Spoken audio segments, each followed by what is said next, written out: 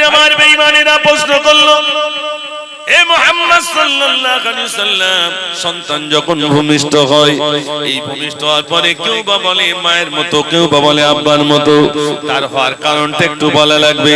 ভাইরা আমার, এরপরে আল্লাহর নবী সাল্লাল্লাহু আলাইহি ওয়াসাল্লাম বলেন, স্বামী স্ত্রী যখন মিলন ঘটে, পুরুষের হরমোনের ক্ষমতা যদি বেশি হয়, পুরুষের আকার ধারণ করে, আর নারীর হরমোনের ক্ষমতা যদি বেশি হয়, নারীর মতো আকার ধারণ করে।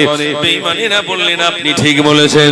আল্লাহর নবী সাল্লাল্লাহু আলাইহি ওয়াসাল্লাম বলেন, এ বেদিনেরা, তোমরা এই প্রশ্নগুলো কেমন করে করেছো?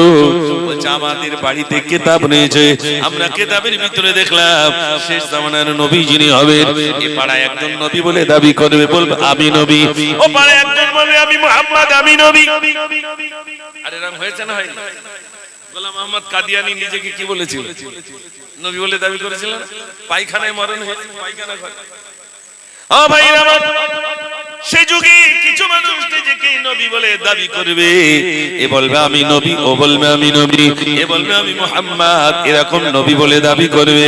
জানার কাজে এই তিনটি প্রশ্ন করা হবে, আর এই তিনটি উত্তর দেবেন তিনি হবেন আখিরি জামানার নবী। একটু জোরে বলুন না সুবহানাল্লাহ। তাই তিনটে প্রশ্ন করলাম, আপনি সঠিক উত্তর দিয়েছেন, আমরা সঙ্গে সঙ্গে ভেবে নিলাম আপনি হলেন প্যারা নবী সাল্লাল্লাহু আলাইহি ওয়াসাল্লাম। জোরে বলুন না সুবহানাল্লাহ। ও ভাইরা, বিশ্ব নবী সাল্লাল্লাহু আলাইহি ওয়াসাল্লাম অনেক মুজিজা দেখিয়েছেন, অনেক মুজিজা, যে মুজিজাগুলো মানুষ দেখলে অলৌকিক মুজিজা দেখিয়েছেন, তারপরেও বেঈমানেরা আমার নবীকে জাদুকর বলে আখ্যায়িত করল, যে জাদুকর। ও সোনার ভাইরা আমার, বিশ্ব নবী সাল্লাল্লাহু আলাইহি ওয়াসাল্লাম বেদিনদের কাছে দাওয়াত দিতে গেলেন। দাওয়াত দিতে গিয়ে বললেন, তোমরা বলো লা ইলাহা ইল্লাল্লাহ মুহাম্মাদুর রাসূলুল্লাহ সাল্লাল্লাহু আলাইহি ওয়াসাল্লাম। জিনা বললেন, বেঈমানেরা মুখে থু করে থুতু দিয়ে দিল। আল্লাহ রাসূল সাল্লাল্লাহু আলাইহি ওয়াসাল্লাম দুটো হাত উঁচু করে বললেন আলহামদুলিল্লাহ। বেদিনেরা চিন্তা করল, আরে কেমন মানুষ, যার মুখে থুতু দিলাম তিনি বলেছেন আলহামদুলিল্লাহ। যদি নবী হয়ে যায়, আর আখিরি জামানার নবী যিনি হবেন, তার আখলাক তো হবে উন্নত আখলাক, তার চরিত্র হবে সুমহান চরিত্র। না জানি ইনি যদি নবী হন, তাহলে তো আমি বেকায়দায় পড়ে যাব। আমি যদি আমার আব্বার মুখে থুতু দিতাম, আমার আব্বা কটু কথা বলতেন, আমার মা আমাকে পেটাই করতেন, কিন্তু এমন একজন মানুষের মুখে থুতু দিলাম, তিনি সঙ্গে সঙ্গে বলেছেন আলহামদুলিল্লাহ। আমি বুঝেছি ইনি অন্য কেউ নন, ইনি হবেন আখিরি জামানার নবী। কদম ধরে সঙ্গে সঙ্গে ইসলামের কলমা পড়ে মুসলমান হয়ে গেলে। ভাইরা আমার, রাসূলের একটাই মানে দোষ, কি দোষ না, তিনি মানুষের কাছে নসিহত করেছেন এক আল্লাহকে মেনে নাও। ও ভাইরা আমার, রাসূলকে তারা টিকতে দিল না। দারুন না দুই মিটিং হলো, মুহাম্মাদের কল্লাকে কাটবে বল, মুহাম্মদ সাল্লাল্লাহু আলাইহি ওয়াসাল্লামের কল্লা কি কাটবে বল।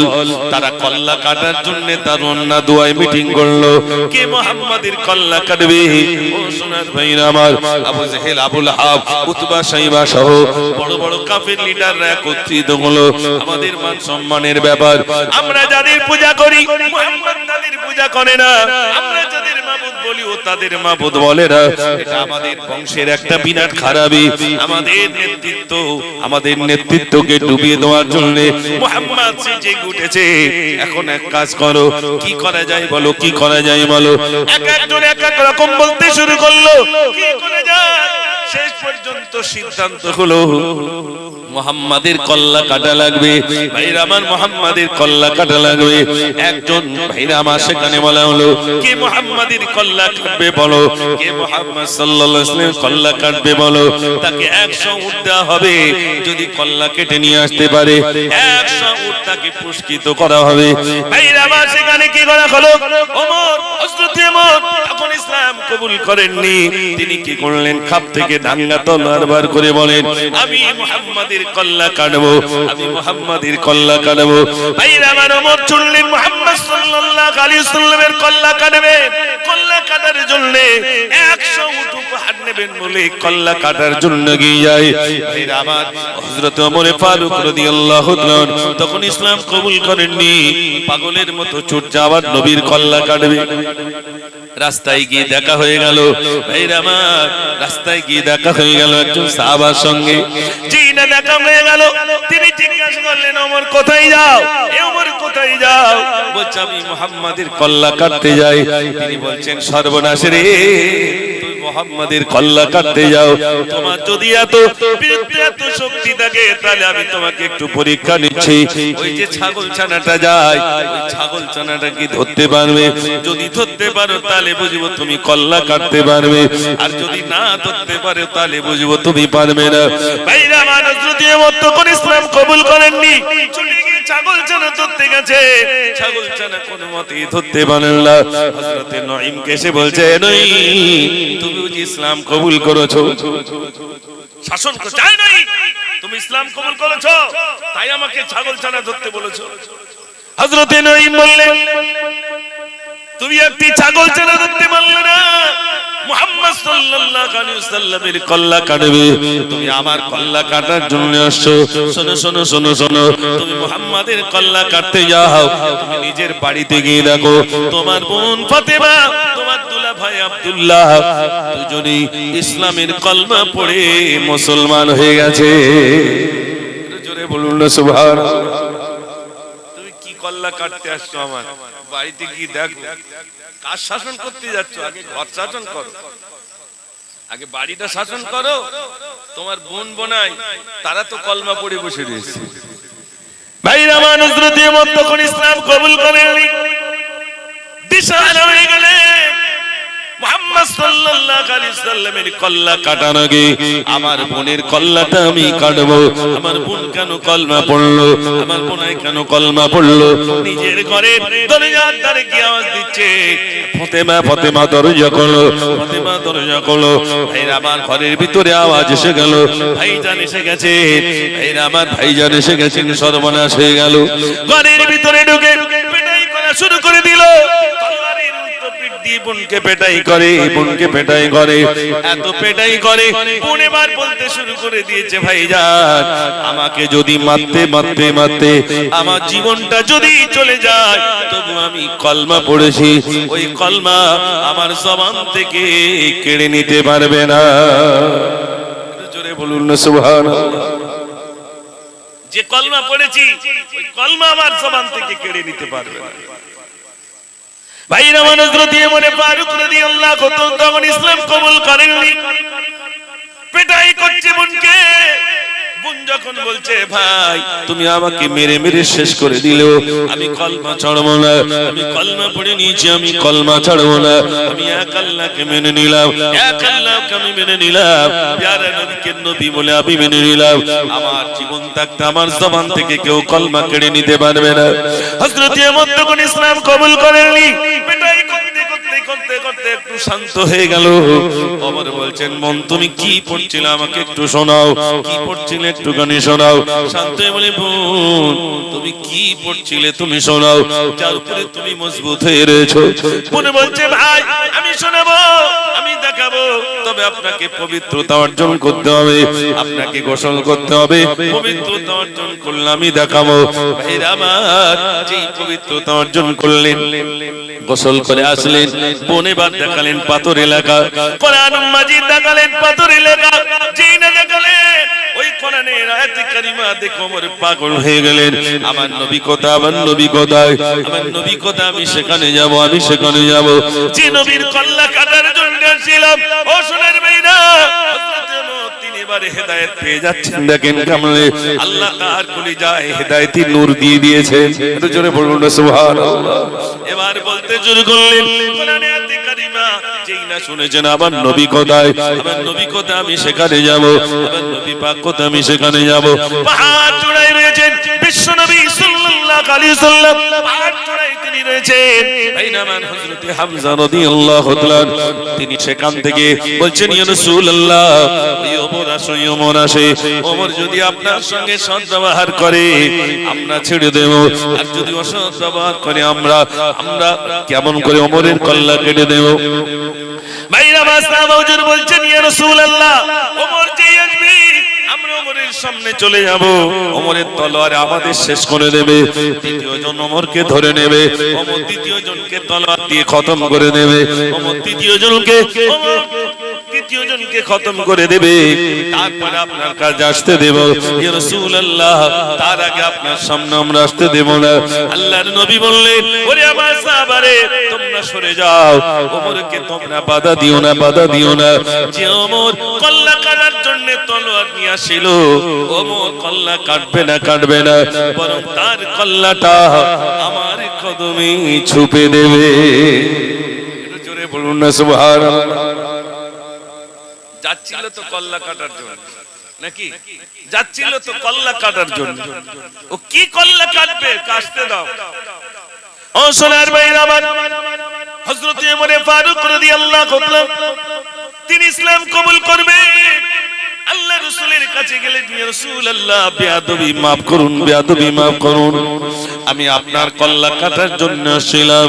ইয়া রাসূলুল্লাহ বেয়াদবি maaf করুন, বেয়াদবি maaf করুন, আমি আপনার কল্লা কাটার জন্য আসছিলাম, কিন্তু আমার বোনের কাছ থেকে কোরআন মাজিদের আয়াতে কারিমা দেখে আমি পাগল হয়ে গেলাম। ইয়া রাসূলুল্লাহ বেয়াদবি maaf করুন, আমাকে কলমা পড়িয়ে দেন। আল্লাহর নবী সাল্লাল্লাহু আলাইহি ওয়াসাল্লাম খুশিতে বাগে বাগ আল্লাহর নবী দোয়া করেছিলেন আল্লাহর কাছে, ওগো রব্বুল আলামিন, ভাই আবু জেহেল আর নইলে ওমরকে দুজনের একজনকে ইসলাম কবুল করার সুযোগ দাও। আল্লাহ যদি দুজনের একজন ইসলাম কবুল করে, আল্লাহ আমি বেশি সাহস পেয়ে যাব, আর ভাইরা আমার আল্লাহর নবী আরো বেশি সাহস পেয়ে যাবেন। আল্লাহর কাছে দোয়া করেছিলেন, ভাই আবু জেহেল নইলে ওমর দুজনের একজন অন্তত ইসলাম কবুল করুক। দুজন তো বড় বড় নেতা, নেতার যে কোনো একজন যদি দলে চলে আসে তাহলে শক্তি বাড়বে না কমবে? শক্তি বাড়বে। দুজনের যে কেউ, ভাইরা আমার আবু জেহেল আবুল আব্বাস ওমর গেছে কল্লা কেটে নিয়ে আসবে, ওমর কল্লা কেটে নিয়ে আসবে। কলমা পড়ে নেওয়ার পরে হযরত ওমর ফারুক রাদিয়াল্লাহু তাআলা বলছেন, ইয়া রাসূলুল্লাহ আমি তো কলমা পড়ে নিলাম, ওরা ওখানে দারুন দোয়ায় বসে রইল, আপনার কল্লা নিয়ে যাওয়ার অপেক্ষায় তারা বসে রইল, কখন কল্লা নিয়ে আসবে ওমর। আমি তাদের সামনে যাব, তারা দেখুক আমি ওমর কল্লা কাটা তো দূরের কথা, আমি ওমর কল্লা কাটা তো দূরের কথা, তারা আমাকে দেখতে পাক, আমি তাকবীর দিতে দিতে যাব। আবু জেহেল দেখুক, আবু লাহাব দেখুক, তারা বড় বড় কাফের, তারা লিডার দেখুক, আমি ওমর ইসলামের কলমা পড়ে মুসলমান হয়ে গেলাম। জোরে বলুন না সুবহানাল্লাহ। ওরা দেখুক আমি কলমা পড়ে নিয়েছি। ও সোনার ভাইরা আমার, আবু জেহেল, আবু লাহাব, উতবা, শাইবা তারা চিন্তিত কখন মুহাম্মাদের কল্লা আসবে, কখন মুহাম্মাদের কল্লা আসবে। ফের আবার হযরত ওমর ইসলাম কবুল করার পরে যখন নারায়ে তাকবীর দিতে দিতে যায়, তাকবীর ধ্বনি দিতে দিতে যায়, ও সোনার ভাইরা এই তাকবীর ধ্বনি মানুষের ভয় লাগে না, লাগে না? একটু জোরে বলেন। তাকবীর ধ্বনি মানুষের যেন একটা আতঙ্ক এসে যায়, ভয় এসে যায়। ও সোনার ভাইরা, একটি গ্রামের ভিতর দিয়ে আমাদের ফুরফুরা শরীফে একজন ভাইজান হুজুর যাচ্ছিলেন, তাকবীর দিতে দিচ্ছিল বলে ভাইরা আমার তারা সেখানে পাকড়াও করলো, অপমানজনক কথাবার্তা বলল, নারায়ে তাকবীর আল্লাহু আকবার বেদিনদের জন্য যেন একটা আতঙ্ক হয়ে দাঁড়ায় না, দাঁড়ায় না, আতঙ্ক হয়ে দাঁড়ায়। ও সোনার ভাইরা, হিন্দুস্তানের বুকে বিশ্বনবী সাল্লাল্লাহু আলাইহি ওয়াসাল্লাম আমরা মেনে নিয়েছি বলে, আমরা কলমা পড়ে নিয়েছি বলে, ভাইরা আমার নবী পাককে নবী বলে মেনে নিয়েছি বলে, ভাইরা আবার আমাদের উপরে বিভিন্ন রকম অত্যাচার জুলুম নেমে আসে। অনেকের দাড়ি ধরে পেটাই করে, অনেককে পেটাই করতে করতে মেরে দিচ্ছে। বেশি দিনের ঘটনা নয় ভাইরা আমার, বেশি দিনের ঘটনা নয়। ক্যানিং তালদি রোডে ওই ট্রেন থেকে বেচারি নেমেছে ভাইরা আমার, সেই ফেরেশতা আমাদের কাছে আজও পর্যন্ত রইল। স্টেশনে ভাইরা আমার বেদবেড়িয়া বলে একটি স্টেশনে নামবে, তালদি নামবে, কিন্তু নামতে যাকে ঘুমিয়ে পড়েছে বলে কোন স্টেশনে নেমেছে। রাত হয়ে গেছে, এবার সে অটো ধরে বাড়ি আসবে, কিন্তু যে ভাই ভাইরা আমার জিন অটো ধরে আসবে, কিছু দুষ্কৃতী ছিল, জিজ্ঞাসা করলো তোমার নাম কি? যেই না নাম বললো আমার অমুক নাম, মুসলমানের নাম শুনে এত পেটাই করলো, এত পেটাই করলো, পেটাই করতে করতে ভাইরা আমার সেই রাত থেকে নিয়ে ফজর পর্যন্ত তাকে পেটাই করলো বিভিন্ন রকম ভাবে। ভাইরা আমার এমন কি পায়ে দড়ি বেঁধে টানতে টানতে নিয়ে যায়, মাথার খুলিটা উল্টে পড়ে যায়, ভাইরা আমার মৃত্যুবরণ করলো। ও সোনার ভাইরা আমার, শুধু মুসলমান হওয়ার অপরাধে বিভিন্ন দিকে মুসলমানের উপরে জুলুম চলছে না চলছে না? কথা বলে, শুধু মুসলমান হওয়ার অপরাধে পেটাই করছে। মনে রাখবেন ভাইরা আমার, সাহাবায়ে কেরাম আজমাইন, হযরত বেলাল রাদিয়াল্লাহু তাআলা মনিবের গাড়িতে কাজ করেন। এ বেলাল, তোর মনিবকে তুই ভুলে যা, তুই কলমা পড়েছিস তুই ভুলে যা, লা ইলাহা ইল্লাল্লাহ মুহাম্মাদুর রাসূলুল্লাহ সাল্লাল্লাহু আলাইহি সাল্লাম, এ বেলাল তুই ভুলে যা। বেলাল রাদিয়াল্লাহু তাআলা যখন বলছেন না, বারে বারে যখন কলমা পড়ছেন, বারে বারে আল্লাহকে সাক্ষী রাখছেন, ভাইরা আমার বারে বারে যখন বলেন আহাদুন আহাদুন, হযরত বেলালের উপরে জুলুম আসতে শুরু করলো। বেলাল রাদিয়াল্লাহু তাআলা উত্তপ্ত মরুভূমি পাথরের উপরে চিৎ করে শুইয়ে দেওয়া হলো, গরমে চামড়াগুলো গুটিয়ে যায়। বেলাল রাদিয়াল্লাহু তাআলা জুলুম, ভাইরা আমার জুলুম আসতে শুরু করে, এত পেটাই শুরু করে, এত পেটাই, পেটাই করতে করতে আঙুলগুলো ভেঙে দেওয়া হয়। বেলাল রাদিয়াল্লাহু তাআলাকে বলা হয়, বেলাল তোর মুনিবকে ভুলে যা। বেলাল রাদিয়াল্লাহু তাআলা ভাঙা আঙুল উঁচু করে সেদিন বলেছিলেন, আহাদুন আহাদুন আহাদুন, আমার আল্লাহ এক, আমার আল্লাহ এক। জোরে বলুন না সুবহানাল্লাহ। ও সোনার ভাইরা আমার, যারা মুসলমান হবে, আল্লাহ রাব্বুল আলামিন হয়তো আমাদেরকে পরীক্ষা নেবেন বিভিন্ন ভাবে। সাহাবায়ে কেরাম আজমাইনগণ, ভাইরা আমার জীবন চলে গেছে কিন্তু কলমা চড়ে নাই। ওই যে ছেলেটি শুধু মুসলমান হওয়ার অপরাধে তাকে মারতে মারতে শেষ করে দেওয়া হলো, কোনো বিচার নাই, কোনো কিছুই নাই, বরং মুসলমানকে পেটাই করে, দাড়ি ধরে পেটাই করছে। কিছুদিন জেলখানায়, কিছুদিন জেল খাটার পরে আবার ফুল দিয়ে তাকে কিছু মানুষ স্বাগত জানায় না, জানায় না। মুসলমানকে পেটাই করছে, তারপরে কান ধরে উঠবাস করায় বিভিন্ন রকম ভাবে। আইন নিজের হাতে তুলে নিচ্ছে, দেশের আইন নিজে হাতে তুলে নিচ্ছে, তার উপরে বিভিন্ন রকম জুলুম নির্যাতন, বৃদ্ধ মানুষদেরকে উঠবাস করাচ্ছে কান ধরে। ঠিক বলছি না ভুল বলছি? বৃদ্ধ মানুষদেরকে আপনারা সব দেখেছেন। বিচার ব্যবস্থা 3 মাস 2 মাস 1 মাস জেলখানা থেকে এসে তাকে আবার ফুল দিয়ে স্বাগত জানাচ্ছে আর বলছে আবার আমি এরকম করব। এই তো আমাদের দেশে মুসলমান হওয়ার অপরাধে জুলুম আসছে।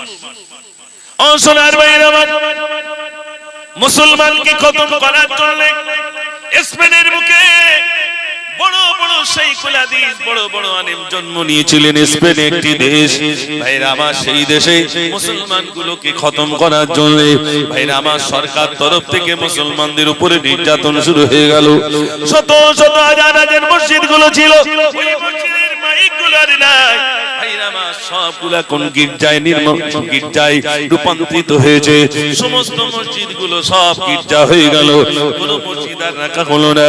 স্পেন থেকে মুসলমানকে শোনাতে হবে কি করে আলেমগুলোকে শেষ করা যায়, কি করে স্পেনের আলেমগুলোকে মেরে দেওয়া যায়, মুসলমানগুলোকে শেষ করে দেওয়া যায়। মসজিদে নামাজ আদায় করছিল, মসজিদের ভিতরে আগুন জ্বালিয়ে দেওয়া হলো, আগুন জ্বালিয়ে দিয়ে মসজিদের দরজা আটকে দিয়ে সমস্ত মানুষগুলোকে শেষ করে দেওয়া হলো। এতেও তারা ক্ষান্ত হলো না। মুসলমানকে যখন নির্যাতন করা হয়, মুসলমানের উপরে যখন নির্যাতন করা হচ্ছে, জুলুম করা হচ্ছে, ভাইরা আমার, তারা দেশ থেকে পালাবার জন্য যায়। সরকার তরফ থেকে বলে তোমরা পালিয়ে যাও। কোথায়? শোনো, ওই যে জাহাজ ঘাট একটা জাহাজ রয়েছে, তোমরা ওই জাহাজে ওঠো, তোমাদেরকে আমরা অন্য দেশে হস্তান্তর করে দেব, তোমরা অন্য দেশে চলে যাবে। মুসলমানেরা তাদের সন্তানদেরকে নিয়ে নিল, মুসলমানেরা তাদের সন্তানগুলোকে নিল, ভাইরা আমার, পরিজনদেরকে নিয়ে যখন জাহাজের উপরে করে উঠলো ওই জাহাজটাকে সরকার তরফ থেকে ভাইরা আমার দরিয়ার মাঝখানে ডুবিয়ে দিয়ে এই মুসলমানগুলোকে খতম করে দেওয়া হলো। পালিয়ে যাবে কোথায়? তোদেরকে দুনিয়ায় শেষ করে দেব। ও সোনার ভাইরা আমার, স্পেনের মতো ভাইরা আমার জায়গায় 100 বছর কোনো মসজিদ আজান হয় নাই। মসজিদগুলো সব খ্রিস্টানেরা দখল করে নিয়েছিল। ভাইরা আমার, যে খ্রিস্টানগুলো দখল করায় যে মসজিদগুলো তারা গির্জায় রূপান্তরিত করেছিল, 100 বছর পরে যখন করোনা এলো, ওই করোনার সময় দেখা গেল ওই স্পেন থেকে আজানের ধ্বনি পাওয়া যায়। জোরে বলুন না সুবহানাল্লাহ। ও ভাইরা আমার, মুসলমানকে খতম করার জন্য অনেক পরিকল্পনা, অনেক পরিকল্পনা। আজ আপনারা দেখতে পাচ্ছেন আমাদেরকে সম্বোধন করে বলা হয় জিহাদি, আমাদেরকে বলা হয় লুঙ্গি পরা, আমাদেরকে বলা হয় সন্ত্রাসী, আমাদেরকে বলা হয় জঙ্গি। বলে না, বলে না? এটা শুধু আজ থেকে নয়, আমার নবীর আশা থেকে নিয়ে ভাইরা আমার ঈমানদারদের উপরে পরীক্ষা এসেছে, ঈমানদারদের উপরে জুলুম এসেছে, ঈমানদারদের উপরে পরীক্ষা এসেছে। আমার আপনার নবীকে পর্যন্ত বেঈমানেরা মেরেছে না মারি নাই? একটু জোরে বলেন ভাইরা আমার, বেঈমানেরা পর্যন্ত আমার রাসূলকে ছাড়ি নাই। ও সোনার ভাইরা আমার, বেঈমানেরা আমার রাসূলকে পাথর ছুঁড়ে মেরেছিল। রাসূল আমার বেহুশ হয়ে গিয়েছিলেন, বেহুশ হয়ে গিয়েছিলেন। জিবরিল আমিন এসে বললেন, ইয়া রাসূলুল্লাহ, একটুখানি অনুমতি দিন, অনুমতি দিন, এই তায়েফবাসীদেরকে উল্টে শেষ করে দেব। আল্লাহর নবী বললেন, না না, আমি এমন দোয়া করতে পারি না, না জানি তাদের বংশে হয়তো একজন আল্লাহ বলনেওয়ালা হয়ে যাবে। কষ্ট হচ্ছে না তো আপনাদের? একবার তাকবীর দেন, নারে তাকবীর, মাশাআল্লাহ। গান বলে দুরূদ শরীফ, আল্লাহুম্মা সাল্লি আলা, সবাই পড়ে, مولانا محمد وعلى آل سيدنا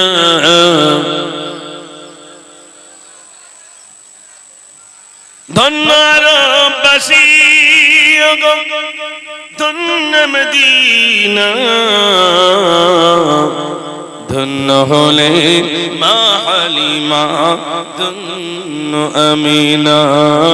আল্লাহুম্মা সাল্লি আলা, সবাই পড়ে, মাওলানা মুহাম্মদ ওয়া আলা আলি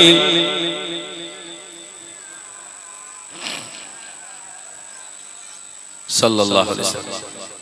আলহামদুলিল্লাহ, আলহামদুলিল্লাহ, খুব ভালো লাগছে আলহামদুলিল্লাহ। আর আমাদের মাঝে আমাদের সকলে প্রাণ প্রিয় ফুরফুরা শরীফ থেকে আগত আমাদের ভাইজান হুজুর, তিনি এসে গেছেন আলহামদুলিল্লাহ। সবাই বলুন আলহামদুলিল্লাহ। জি, তিনি আপনাদের মাঝে আলোচনা রাখবেন এবং আখেরি মোনাজাত করবেন, নাকি আখেরি মোনাজাত করবেন আলহামদুলিল্লাহ। আমি সব ভাইদের কাছে অনুরোধ করি, আমি তো আপনাদের পাড়ার ছেলে, গ্রামের, সবাই একটু জমে বসলে ভালো লাগে। সবাই বসে যান ভাই, ওই তো চেয়ার দিচ্ছে আলহামদুলিল্লাহ, সবাই বসে যান, সবাই বসে যান। অনেক যুবক ভাই এসেছেন, সবাই বসে যান। নবীর দেশে চলো না, জিয়ারতে ওই মদিনা, স্বপ্নে আমি দেখি সোনার মদিনা, স্বপ্নে আমি দেখি সোনার মদিনা। খোদা তোমার কাবা করে নিও আমায় মেহমান করে, যত গাজীরা সব তোয়াব করে আমায় কেন ডাকো না। স্বপ্নে আমি দেখি সোনার মদিনা, স্বপ্নে আমি দেখি সোনার মদিনা। নবীর দেশে চলো না, জিয়ারতে এই মদিনা, স্বপ্নে আমি দেখি সোনার মদিনা, স্বপ্নে আমি দেখি সোনার মদিনা। আল্লাহুম্মা সাল্লি আলা, সবাই পড়ে, মাওলানা মুহাম্মদ ওয়া আলা আলি সাইয়্যিদিনা সাল্লাল্লাহু আলাইহি ওয়াসাল্লাম। আমার ভাইরা, নবী দিবস দেব, আলোচনা শুনবো, রাসূলের সিরাত শুনবো, নামাজ পড়বো না, লাভ হবে না লস হবে? একটু জোরে কথা বলে, লাভ হবে না লস হবে? লস হবে। আজ থেকে প্রতিজ্ঞা নেন, রবিউল আউয়াল মাস আমার রাসূলের আগমনের মাস। অতএব আমি নামাজ আজ ছাড়বো না। আমার জীবনে আমি নামাজ যা ছেড়েছি তার জন্য আল্লাহর কাছে আমি কাঁদবো আর প্রতিজ্ঞা করব আজ জীবনে নামাজ ছাড়বো না ইনশাআল্লাহ। এটা সবাই বলুন না ইনশাআল্লাহ। তাও যেন আসতে হচ্ছে। এই দেখবেন মিলাদ শুনতে মানুষের অসুবিধা নেই, কিন্তু নামাজ পড়তে অসুবিধা এরকম আছে না? নাই। মিলাদ শুনতে অসুবিধা নেই, নামাজ পড়তে অসুবিধা।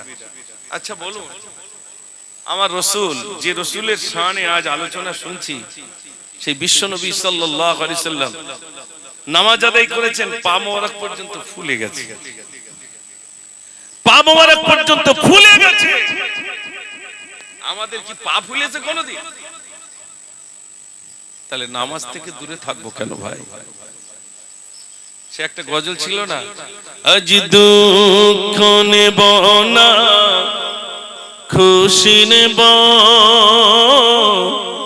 খোদা গো তুমি দাও না বলে, আজ এই দিনেতে রাসূল এলো আর এই দিনে বিদায় নিলে, আজ দুঃখ নেব না খুশি নেব,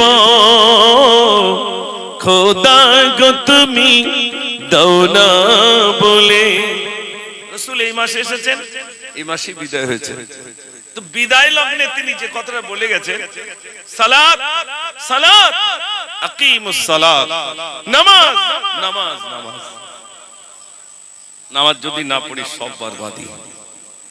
আমার ভাইরা অনেকেই এখানে এসেছেন আলহামদুলিল্লাহ। সকলের কাছে অনুরোধ, জীবনটাকে চেঞ্জ করুন। আমার আপনার জীবনটাকে পরিবর্তন করতে হবে না? হবে না ভাই?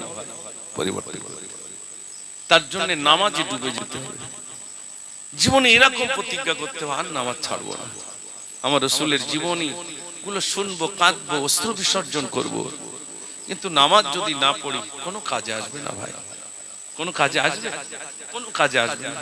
এই জন্য এই মাসে রাসূল এসেছেন, আমার আপনার হাবিবের আগমনের মাস, রাসূলের আগমনের মাস। প্রতিজ্ঞা নেব, জীবনে যা গুনাহ করেছি আর গুনাহ করব না ইনশাআল্লাহ। গুনাহ থেকে আল্লাহর কাছে কাঁদতে হবে, আল্লাহ তুমি ক্ষমা করে দাও। আত-তাইবুন আল-আবিদুন, তওবাকারী, ইবাদত করনে ওয়ালা। বেশি বেশি করে তওবা করুন, কাঁদুন। আল্লাহ বলছেন বান্দা তুমি কাঁদো, আমি ক্ষমা করে দেব। জোরে বলুন না সুবহানাল্লাহ। আল্লাহ কোন রব্বুল আলামিন বলে বান্দা তুমি কাঁদো, বান্দা বলে আল্লাহ আমি কাঁদতে পারি না। আল্লাহ বলে কাঁদতে যদি না পারো চোখের কোণায় একটুখানি মাছির মাথা পরিমাণ পানি নিয়ে এসো। বান্দা বলে আল্লাহ অতটুকু পানি আমি আনতে পারি না। আল্লাহ বলে বান্দারে চোখের কোণায় মাছির মাথা পরিমাণ পানি যদি না আনতে পারো, কাঁদতে যদি না পারো, তাহলে কান্নার ভঙ্গি করো। ওই বাহানায় আমি আল্লাহ তোমাদের জীবনের ত্রুটিগুলো আমি রব্বুল আলামিন ক্ষমা করে দেব। ভাইরা আমার আপনার নবী আমাদের জন্য কাঁদছেন, উম্মতি উম্মতি উম্মতি করছেন না? করছেন না? আমাদের জন্য কাঁদছেন। তা কি করে চিনবেন? এই মনে করুন আদম নবী থেকে নিয়ে পর্যন্ত অনেক নবী, অগণিত নবী রাসূল এসেছেন, কিন্তু আমরা শেষ নবীর উম্মত। নবীজি চিনবেন কি করে? আমি মুজাফফর, আমাদের ইমাম সাহেব, আপনারা আমার নবীর উম্মত, তা নবীজি কি করে চিনবেন? প্রশ্ন আসে না? আসে না? শুনেন, আম্মা জান আয়েশা সিদ্দিকা রাদিয়াল্লাহু তাআলা তিনি আমার রাসূলকে জিজ্ঞাসা করলেন, ইয়া রাসূলুল্লাহ কিয়ামতের দিন কেমন করে বুঝবেন এটা আমার উম্মত ওটা আমার উম্মতি? আপনি কেমন করে বুঝবেন? আল্লাহর নবী বললেন, সারে এক মাঠে যদি 1000 ঘোড়া থাকে, ওই 1000 ঘোড়ার ভিতরে একটা ঘোড়ার কপালটা সাদা, বলো বলো আমি কি চিনতে পারবো না? আম্মা জান আয়েশা বললেন, বেশক আপনি চিনবেন, কপাল সাদাওয়ালা ঘোড়া নিশ্চয়ই আপনি চিনবেন। আল্লাহর নবী সাল্লাল্লাহু আলাইহি সাল্লাম বলেন, আমার উম্মত উম্মতিরা তারা ওযু করবে, তারা নামাজ আদায় করবে, কিয়ামতের দিন তাদের পেশানি থেকে নূরের জ্যোতি বার হবে। সেদিন আমি বুঝতে পারবো এটা আমার উম্মত ওটা আমার উম্মতি। একটু জোরে বলুন না সুবহানাল্লাহ। এখন নামাজই পড়ি না, তা আমার কি করে চিনবেন রসুল যেটা আমার উম্মত ওটার উম্মতি? আমার তো সে লাইটই জ্বলবে না, তাই তো নাকি? আমি নামাজ পড়িনি সেই কবে? ঈদের নামাজ পড়েছি, ঈদুল ফিতর, ঈদুল আজহা আর জানাজা, তাই তো নাকি? এরকম আছে না নাই? কিয়ামতের দিন কি করে লাইট জ্বলবে? ও তো ব্যাটারি শেষ, ব্যাটারি নেই, কোনো কিছুই নেই। এই জন্য আমার ভাইদের কাছে অনুরোধ, আমার রাসূল পাক ওই দিনে চিনবেন যদি আমি সত্যিকারের উম্মত হয়ে থাকি। তাহলে আমার রাসূল যেটা বলেছেন, মা আতাকুম রাসূল ফাখুযুহু ওয়া মা নাহাকুম আনহু ফান্তাহু, রাসূল যেটা বলেছেন সেটা গ্রহণ করো, রাসূল যেটা নিষেধ করেছেন তা থেকে বিরত থাকো। রাসূল বলেছেন নামাজের কথা, সালাত সালাত সালাত, আকিমুস সালাত, নামাজ নামাজ নামাজ। আমরা আজ থেকে প্রতিজ্ঞা গ্রহণ করব যে ইনশাআল্লাহ আমরা নামাজ পড়ব। এটা সবাই বলুন না ইনশাআল্লাহ। নিজে তো পড়বো, বাড়িতে বৌমা নামাজ পড়ে না, নিজেকে গিন্নিটা নামাজ পড়ে না, মেয়ে নামাজ পড়ে না, ছেলে নামাজ পড়ে না। এই 5-6 জন সদস্য শুধু বয়স হয়ে গেছে, বুড়োটা যা মসজিদে যায়, আর এই 5 জন যা বাড়িতে রয়েছে কেউ একটু পশ্চিমমুখ হয় না। এরকম বাড়ি আছে না নেই? একটু কথা বলেন। এরকম বাড়ি প্রচুর আছে ভাই। এই 5 জনের বাড়িতে আগে তো গ্রামে একটা টিভি থাকতো, ওই গৃহস্থ লোকের বাড়ি, দেখো অ্যান্টোনা যাচ্ছে, অ্যান্টোনা দেখলি বোঝা যায় ওই বাড়িটায় যে টিভি আছে। এখন অ্যান্টোনার লাগছে না, সব বাড়ি টিভি আছে না নেই? বাড়ি কেন? হাতে হাতে, দুনিয়া মুঠি, নামাজ পড়বি কি? আজান হচ্ছে তাও ঠেলাঠেলি শুরু, তাও ঠেলে যাচ্ছে। পরিবর্তন কোথায়? এত জলসা হচ্ছে, এত কিছু হচ্ছে, নামাজই নাই। সেই মসজিদে 4 জন চাচা, 4 জনের জায়গায় 6 জন হচ্ছে।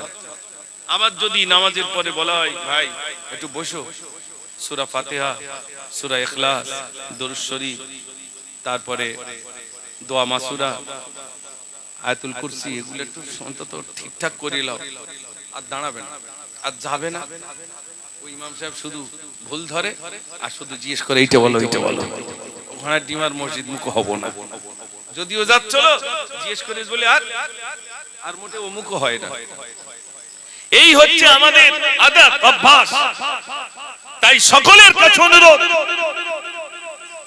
বিশ্ব নবী দিবস উপলক্ষে আয়োজিত ধর্মসভায় নিজের সন্তানগুলোকে কোরআনী শিক্ষা দেন, কোরআন শিক্ষা দেন। নিজের সন্তানগুলোকে নামাজি বানান। যদি না নামাজি বানান, কিয়ামতের দিন আমরা যারা অভিভাবক আছি, গার্জিয়ান আছি, আল্লাহর কাছে কৈফিয়ত দিতে হবে না হবে না? জোরে বলেন। আমরা যারা অভিভাবক আছি, গার্জিয়ান আছি, আমাদেরকে আল্লাহর কাছে সেদিন কৈফিয়ত দেওয়া লাগবে। তাই সকলের কাছে অনুরোধ, একটুক্ষণ পরে চা দাও, হয়ে গেছে আর 2 মিনিট পরে চা দাও। হ্যাঁ, তো এই জন্য আপনাদের কাছে আমি বলছি ভাইরা, আজকে জানার উপস্থিত হয়েছেন, সকলের কাছে অনুরোধ, আল্লাহ পাক যেন আমাদেরকে সুমতি দান করেন। সবাই বলুন আমিন। আসুন আমরা সবাই পেয়ারা নবীর শানে একটু প্রাণ ভরে আপনার বাংলার জমিন থেকে একটু সালাম পড়িয়ে নবী সালাম।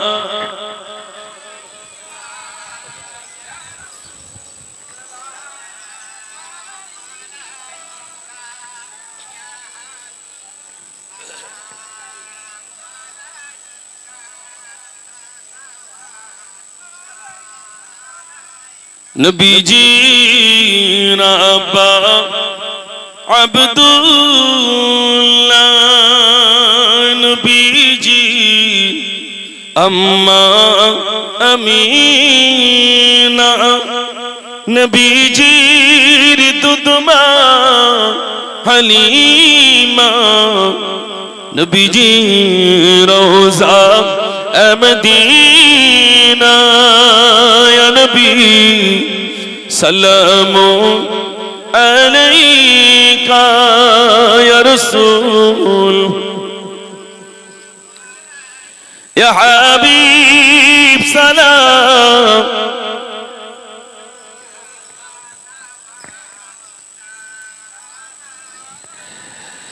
নবীজি রাব্বা আব্দুল্লাহ, নবীজি अम्मा अमीना नबीजी दुदमा हलीमा नबीजी रोज़ा मदीना या नबी सलाम अलैका या रसूल या हबीब सलाम सलावतुल्लाह সবাই বসে তাকবীর দেন নারে তাকবীর আর একটু জোরে দেন নারে তাকবীর সিলসিলা হক মুজাদ্দিদুজ জামান اولاد মুজাদ্দিদুজ জামান নারে তাকবীর ভাইজান হুজুর কিবলা নারে তাকবীর